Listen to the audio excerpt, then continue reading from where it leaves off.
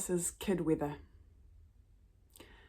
I wanted to make it today, but my child was hailing. Pelting overstimulation, the brain bruises still ache. Wish I'd come, there was a storm. Torrential frown pour, thrown out of emotional joint, wet blanket tears to mend now. Missed your thing because I didn't want to miss the sunshine. First clear day in weeks, his boneless, cirrus skin against my cheek. I'm late, draped on the chair, spaced out because of this kid weather, but invited to the forecast that this is kid weather, that I exist separately from the rain.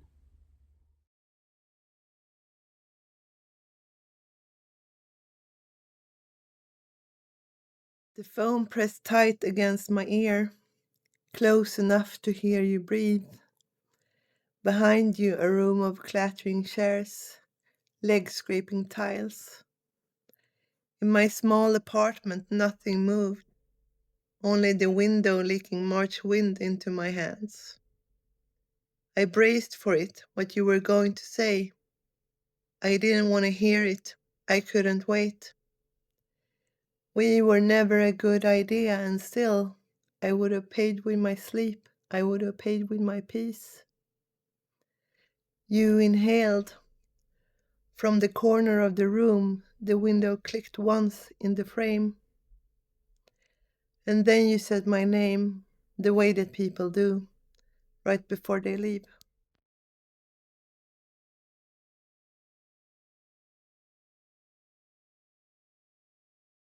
Seclusion by Chris Lee.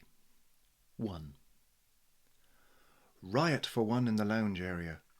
Swiftly pinioned and detrousered, I am PRN for me, followed by a brief safety huddle. Perhaps I peppered my argument with the odd accusatory cliché. I may have mentioned Nazis, the Stasi, and Gulag guards. The conclusion is seclusion. I am dragged, wailing, wriggling, vainly resisting.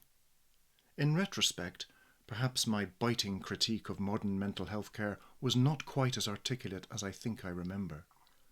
This is surely a primitive response to genuine existential crisis, which requires a comprehensive understanding of the individual and their relationship with their environment, I said, or something like that.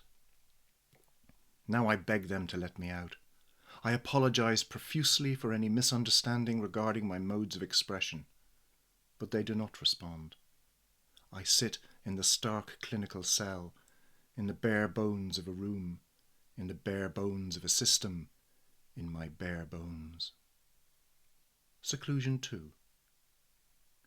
The drugs do work, just not necessarily for the patient.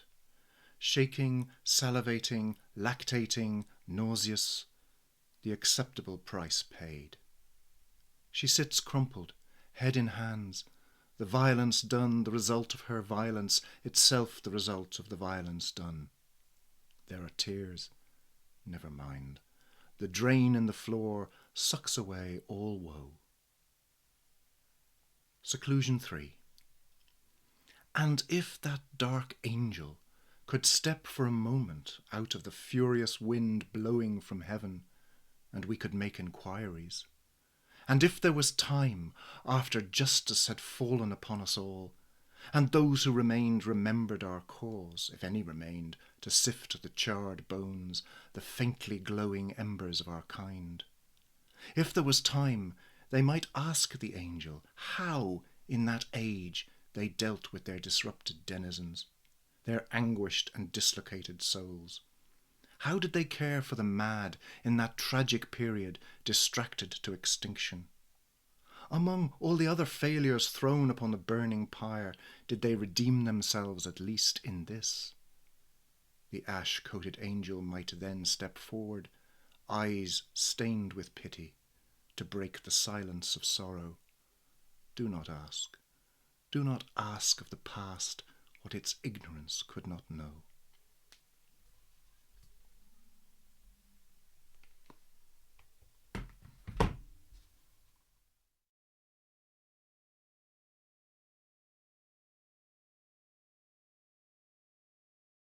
And this is St. Gabriel's Laundry, Voices from the Black Road.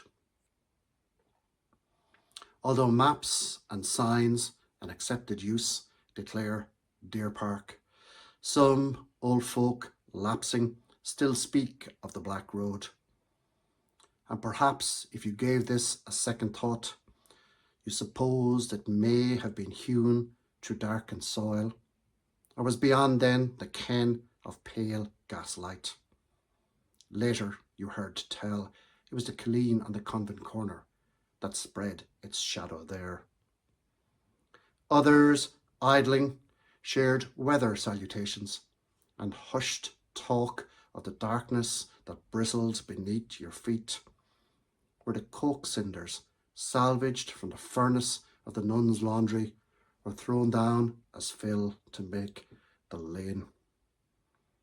You caught a sight of them once, those charred fragments, when the tarred surface, hollowed to a cusp by the slow, insistent groundwater, succumbed to a single raindrop's shivering, like an abandoned statue toppled by a lone word from voices that were decades unheard in dungeons on assembly lines and at lonely grottos.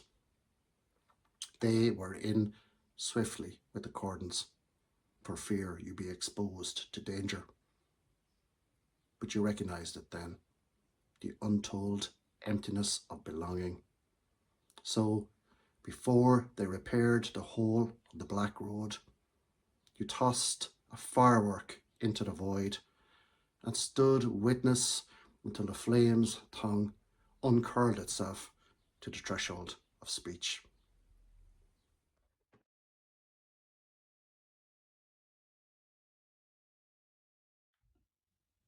He reaches over and he touches me like a prayer for which no words exist. After Richard Sycan. I'm tearing towards Battersea Park on an e-bike where I'm meeting a gorgeous man. Should I trust him? I steal a bread knife from a market stall as I pass. A quick decision as I calculate my speed and count the shoppers blocking my path to the sharper knives. Not my best choice of weapon, not the surest defence. I hope I won't need it. Next to the deli stand, a woman sells tortillas. No time to stop and dismount. I am so hungry. I snatch some rioja, grab a tortilla and filch a barra. I knew that bread knife would be useful. I shout to the woman that I'm sorry. I'll come back and pay her tomorrow. I stash the picnic that I want to share with this glorious man I'm rushing to touch. I pack it all in the basket of the bike and I charge on. I need to keep cycling. I am so hungry. I'm racing on the bike towards Battersea Park for my rendezvous at the Peace Pagoda. I see him, beautiful man, as I approach a long terrace walk. We throw each other glances that hang in the air, machetes disguised as lovebirds. Mine slicing towards him, his gliding my way. I am so hungry. I'm on this bike, hurtling towards this amazing man. He hasn't told me yet whether he wants to fuck me or kill me or both. But I know he wants one of those things. And he knows that I know. And we're here. I might be falling for him, and he might be falling for me. And I have this feeling that I might do something awful, or he might say something awesome, or it might be the other way around. I seize a crossbow from a tree. I am so hungry. I'm careering towards this fabulous man, and my legs are shaking hard. The bike teeters and I almost tumble to the ground as I skid to a stop by the Peace Pagoda. Deep breath. Deep breath. Deep breath.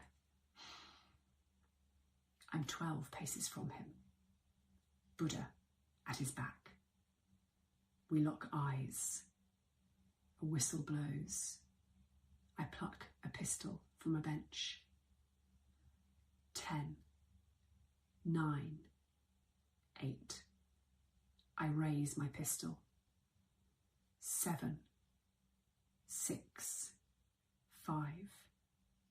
He raises his. 4, 3, 2. Fingers on triggers. 1. I fire. And I miss. And then he lifts his pistol to the air and shoots at the clouds. The code is broken. Why didn't he flinch when I fired? Why did he wait and then aim into the sky? The Buddha glows gold behind his head as Big Ben chimes 9. I spread out the picnic before him. He asks me if I want to get stoned. Says he'd love to see me stoned. I wonder, but I stop myself asking, is that stoned as in get high, or as in fallen woman? Will he cast the first boulder? I want to tell him about glass houses, but this isn't Kew, and Kew's not a park, it's a garden. But that doesn't matter. We aren't there. We are here. This is Battersea.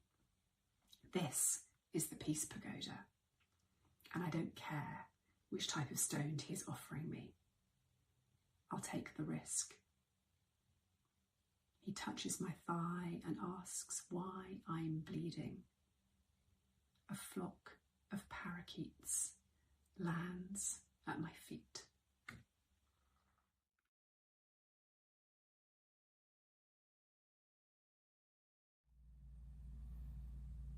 Through the burnt branches of 1987. No one talked about it, the North at night, like living under the mammoth wing spread of a moth. Children went by flashlight as their fathers drove through ash-white alders, ghost-like trunks, narrow gaps, October truckload of piled firewood and magazines. The wheel and tower of the playground were blackened by the school's chilled fluorescence. A heaviness in ditches, decisive like sleep. A street lamp's cable tense with frost. My lost orbit. Smoky town of Grimshaw like a closing flower against the black of space. Like others holding back, I saw before I understood the birch's scrutiny. Car pulled over, a man wiping at his eyes. A lesson in healing without truth. Mortician's drawer ajar, fastenings I misuse ajar.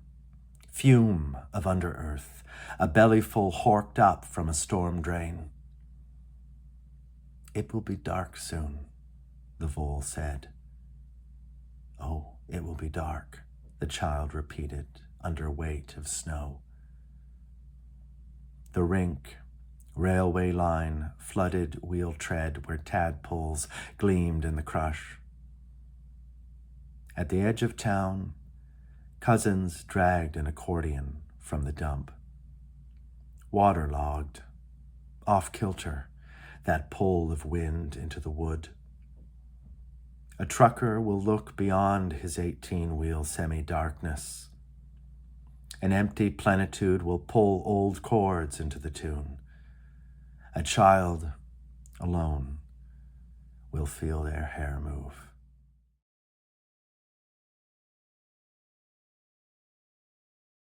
Hello, my name is John Muro, and the name of the poem is Renewal.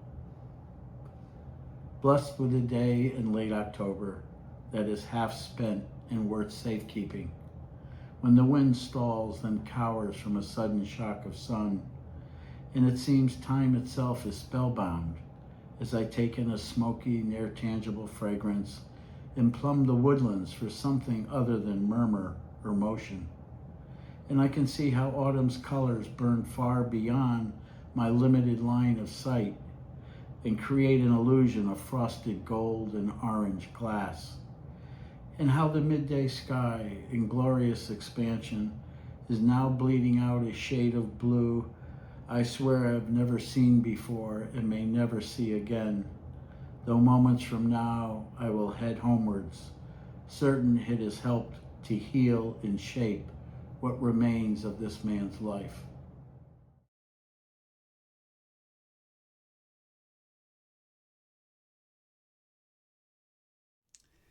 Apparition. A child came to the door, spilled into tears, unravelled his day breath upon breath. I listened with my eyes. I could not move. The words were molten. They singed my lashes. He watched me drown in the depths of each pause. His look carried the weight of a hangman. "You see," he murmured, "you're no different than me," and turned to the door. The moon was waiting. He followed his shadow, step upon step, till both were gone.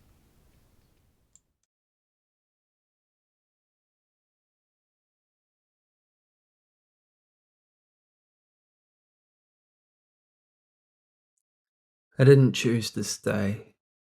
I just didn't choose to leave.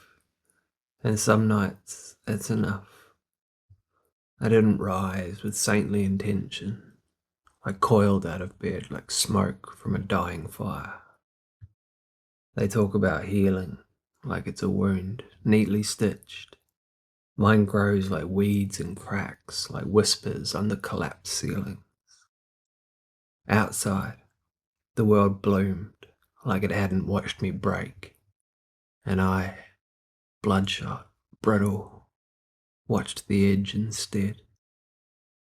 I am quiet defiance, not for hope, not for happy, to see what comes next.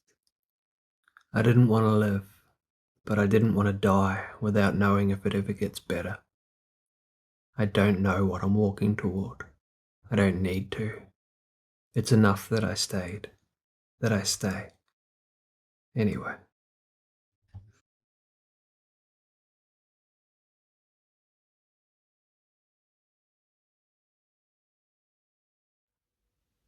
A night in the woods.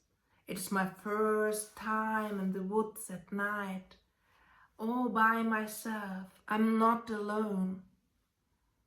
It is dark enough for stars to rise. I can see them through the shapes of pines and a gap between the crowns. I get up from my camp, reach a pine in 2 steps. I touch her trunk. Bark gives me a sense of body. Here and now. I'm not afraid. And yet I wouldn't leave my camp at night. Wild boar, deer and fox give me space tonight.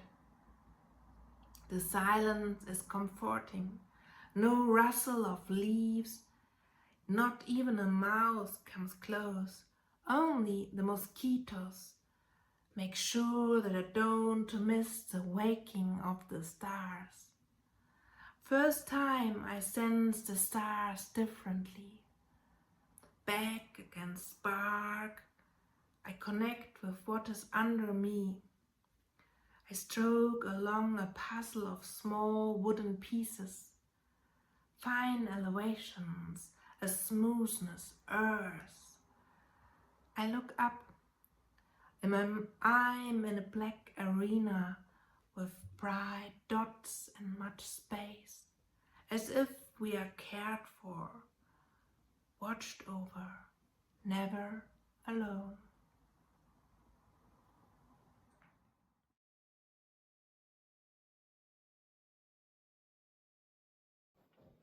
Semicolon by Joseph Nutman. Wherever I was just now, I've been brought back, blown here in an infernal hand-dryer blast of turbulence. Steel wheels, blade rails to slice my fugue. The red bloom of the Azuma to Edinburgh zooming on the express line cracks open the pigeon down drizzle day for a beat. Then, the receding fit of temper tails off to a sigh.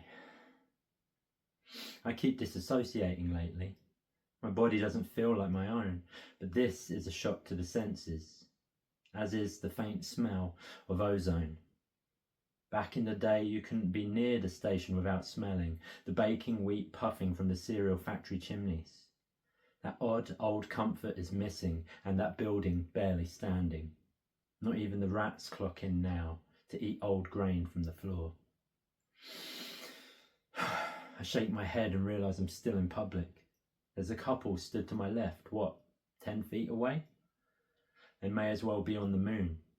I'm invisible to them, but the salmon sandwich eaten by the man is luminous. A stream of information is relayed to me in that moment. If he bought that from the station shop, then the quality can't be high. It's not that pink because it's healthy, but because it's dyed. How much does a factory worker get for picking out the lice so common in farmed fish, and are they happy with their life? The beep of closing doors brings me back again. From the train window, a face haunts me I barely recognise. Once upon a time, I stood here with thicker hair and a flatter stomach. Limitless possibilities at that age. Just pick one and stick to it. And there's the rub. Though on that day the world was at my feet, there was someone sitting on the planter next to me who lit up that world. I didn't know it then, but in a year, they'd be gone. Breaking another rumination is the sound of applause, bringing me back to the platform.